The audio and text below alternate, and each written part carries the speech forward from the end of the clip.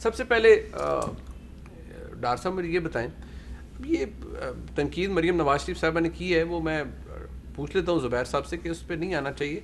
अब थोड़ा सा आपको इदराक है इस बात का कि कुछ मामलात बड़े अच्छे तरीके से हैंडल हो सकते हैं, हुकूमत उनमें अगर मैं बहुत ही मोहतात लफ्ज़ इस्तेमाल करूँ कि थोड़ा मिस हैंडल कर जाती है उनको। आपकी मुराद नोटिफिकेशन? जी मतलब ये सारे मामले में देखिए, एक तो मैं समझता हूँ कि अगर मैं जनरल बाजवा साहब की बात करूँ तो वो भी एक अदारे के चीफ हैं और उनका भी एक नुक्ता था, और उस नुक्ते की नज़र में जो भी एक चीज़ सामने आती है। दूसरी तरफ प्राइम मिनिस्टर हैं, वो भी चीफ एग्जीक्यूटिव हैं, उनका भी एक नुक्ता था। और मैं समझता हूँ जब एक मुलाकात हुई और उसमें दोनों एक दरमियानी रास्ते पे मुत्फिक होते हैं, और जैसे आपने खुद फरमाया कि नोटिफिकेशन की तरफ बात जा रही है, तो इसमें मैं नहीं समझता कोई ज़्यादा डिबेट की ज़रूरत है। और जितना ये हसास मामला था, कल मैंने खुद बहुत सारे टॉक शोज़ देखे भी हैं, मैं समझता हूँ इस टॉपिक पर जो खित्ते में भी सिचुएशन चल रही है, हमें इतना खींचने की ज़रूरत नहीं थी। और ख़ास तौर पे जिस तरह का प्रोपोगंडा अपोजिशन ने किया और जो एक था, और आज तो मैं हर देख रहा था कभी ऐसे देखा आपने, वो ऐसे कहते हैं ना, वो आप इंट्रोस्पेक्शन करते हैं ना कि यार हमारी तरफ से कोई बयानात ऐसे नहीं आने चाहिए जो कि गैर मुहतात हों।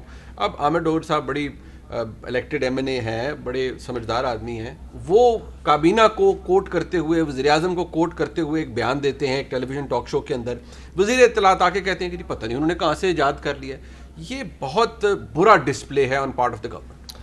देखिए है, ये माजी में भी बहुत, अगर पीएमएलएन की बात करें तो छड़ दो ना, तो है ही पड़े अगे। तो मैं खुद समझता हूँ, जैसे मैंने आपको कहा है कि हिसास जो टॉपिक्स हैं उसके ऊपर अल्फाज का चुनाव, आप देखें पॉलिटिकल डिबेट में आप कोई भी बात कर सकते हैं, किसी फ्लो में भी बात कर सकते हैं, लेकिन कोई ऐसी सिचुएशन जिसमें आपको बड़ा सोच के स्टेटमेंट देने की जरूरत है कि अगर मैं यहाँ बैठा हूँ, मैं कोई ऐसी बात कर देता हूँ, तो आप कोर्स आज आप मुझे कह रहे हैं जी पाकिस्तान तहरीक इंसाफ का रहनुमा यहाँ बैठा है, तो वो कोर्ट अनकोट कर दी जाएगी।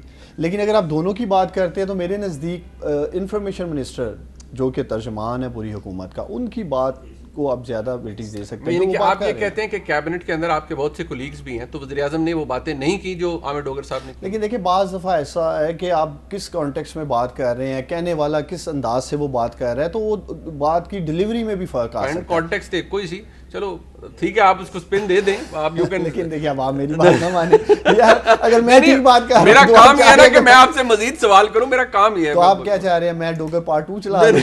वो आपकी अपनी मर्जी है, मैं आपको कुछ नहीं कहूंगा, वो आपकी अपनी मर्जी है। लेकिन बेहतरी की तरफ है। देखिए मैं समझता हूँ कि ख़ास तौर पे मैं अपनी अजीम पाक फ़ौज के हवाले से बात करना चाहूँगा। ये हमारे मुल्क के दुश्मन ज़रूर ख्वाहिश रख सकते हैं कि ये जो सारी सिचुएशन है ये गलत तरफ जाए और एक सिचुएशन ख़राब हो। और जैसे मैंने आपको कहा है कि इस वक्त जो खित्ते की सिचुएशन है, मैं समझता हूँ कि अगले आप देखेंगे 1-2 रोज़ में, वैसे भी 25 रोज़ तक, 25 तारीख तक तो वैसे भी चार्ज वाला मामला, तो इसमें मैं नहीं समझता कि कोई ज़्यादा कोई इशू नहीं होना चाहिए। बिल्कुल नहीं होना। ज़ुबैर साहब, मैं अपने मेहमानों से इजाज़त लेते हुए मैं ज़रा आपसे पूछ लूँ, ज़ुबैर साहब बड़ा सेंसिटिव मामला है, और मरियम नवाज शरीफ साहिबा ने अगर मैं उसे क्या कहूँ कि बिलो द बेल्ट जाकर कुछ बातें की हैं, या उन्होंने वो बातें की हैं जो शायद नहीं करनी चाहिए थी, कि जी जिन्नों के और पता नहीं दम दरूद और पता नहीं किस जान फूक से चल रहा है मुल्क और फैसले ऐसे हो रहे हैं, ये बातें नहीं होनी चाहिए। These are very sensitive matters. क्या ख्याल है आपका?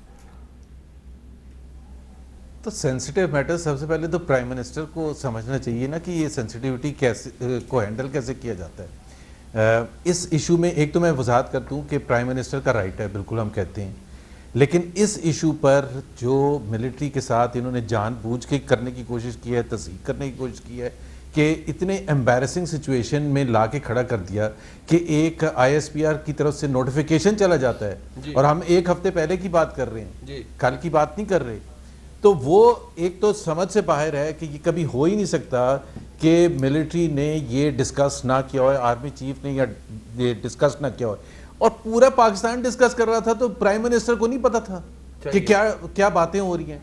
तो उनके लिए अगर ये उस्मान डार साहब अभी एक्सप्लेन कर दें, फवाद चौधरी साहब से ये सवाल पूछा गया है कि जब नोटिफिकेशन आया तो फिर व्हाट हैपेंड, प्राइम मिनिस्टर के ऊपर दबाव कहाँ से आया?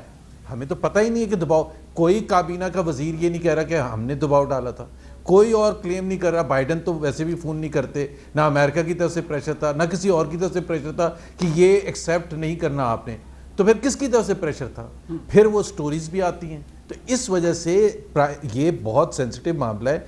Prime minister office must explain कि क्या प्राइम मिनिस्टर को पहले पता था या नहीं पता था, और अगर पता था तो फिर उन्होंने पहले राजी क्यों कर लिया था, पहले एक्सेप्ट क्यों कर लिया था, और फिर उसके बाद उनका चेंज ऑफ हार्ट क्यों हुआ। और तो एक बड़ा फंडामेंटल चीज़ है। और दूसरी बात यह कि ये कोई पहली दफ़ा हुआ नहीं। आर्मी चीफ के एक्सटेंशन पर क्या किया था, उस वक्त एम्बेरस किया था आर्मी को या नहीं किया था? उस वक्त आर्मी चीफ को मतलब एक नोटिफिकेशन जो पीआईए के सीएफओ के आप ये कह सकते हैं ना कि ये इनकॉम्पिटेंस है इनकी, ये मरीम साहबा कह सकती हैं, आप भी कह सकते हैं कि इनकॉम्पिटेंस है, इनको समझ नहीं आती सेंसिटिव मैटर्स को हैंडल कैसे करना है, बट आप तो कोई और इल्जाम लगा रहे हैं। भाई इनकॉम्पिटेंस तो एक चीज होती है, इनकॉम्पिटेंस एक चीज होती है। अभी मुनीब, मैं और आप एक बात कर लें, एग्री कर लें, उसके बाद मैं उसके हिसाब से आपको दावतनामा भेजूं, तो आप उसके बाद उसको लेके बैठ जाएं, तो इंसान पूछेगा ना कि क्या हुआ भाई, व्हाट हैपेंड। जब एक बात हो गई, क्लैरिफाई हो गया, नाम पर एग्री कर लिया, टाइमिंग पर एग्री कर लिया, जब सब हो गया है तो फिर क्या रुकावट थी आप बता दें। मरीम नवाज ने जो कहा है, तो अगर वो सही नहीं है तो ये बता देना कि क्या हुआ था। जब तक ये नहीं आएगा तो ऐसी बातें होंगी।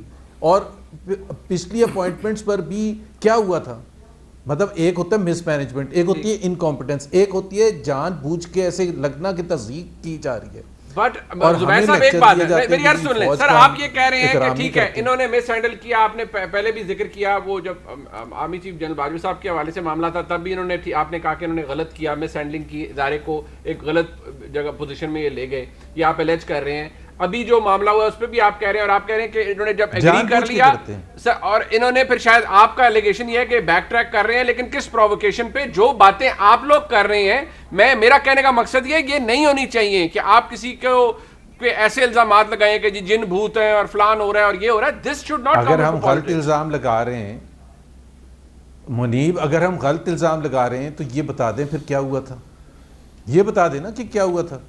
अगर हम गलत लगा रहे हैं, अगर मरियम नवाज ने गलत इल्जाम लगाया तो ये क्लैरिफाई करते हैं कि क्या हुआ था। तो ये तो प्राइम मिनिस्टर ने एग्री करने के बाद जिसकी वजह से थोड़ा सा मामला डिले हुआ है, दैट्स इट। कौन सा प्रोसीजर लैब्स था, क्या था, क्या मुझे तो नहीं समझ आ रहा। उसको तो 1 घंटे में सॉल्व हो जाना चाहिए था।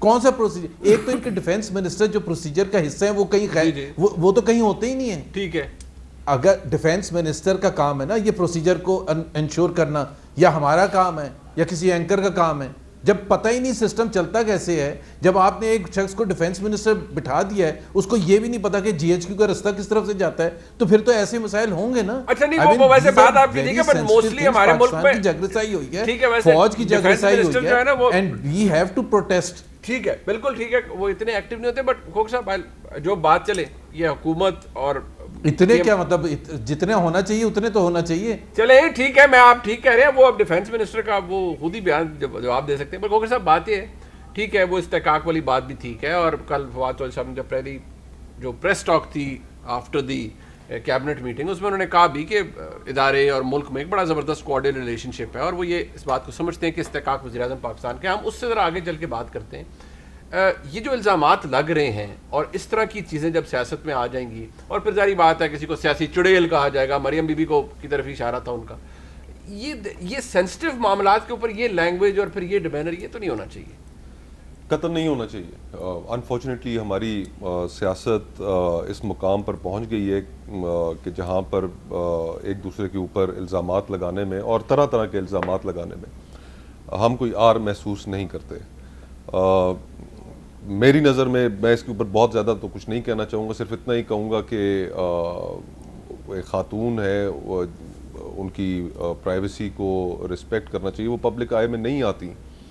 लेकिन साथ ही साथ फिर हमारे जो दोस्त हैं, इनकी क़यादत की जानिब से बहुत दफ़ा ऐसी गुफ्तगू की गई सियासी ओपोनेंट्स के बारे में कि जो फिर मौका एक जवाज़ पैदा कर देती है काउंटर अटैक का।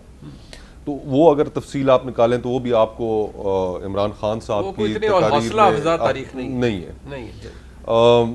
लेकिन इसमें ये जो सारी जो खबरें चलती रहती हैं, इसमें मेरे ख्याल से बहुत ज़्यादा कसूर पीटीआई के हमारे जो दोस्त हैं उसमें मौजूद हैं। अब हमारा तो कोई एक्सेस है ही नहीं, हम तो जो इस तरह की गुफ्तगू सुनते हैं, सच्ची बात है वो तो हम पीटीआई के लोगों से सुनते हैं, जिसे लंगर गप कहते हैं, जिसे लंगर गप कहते हैं।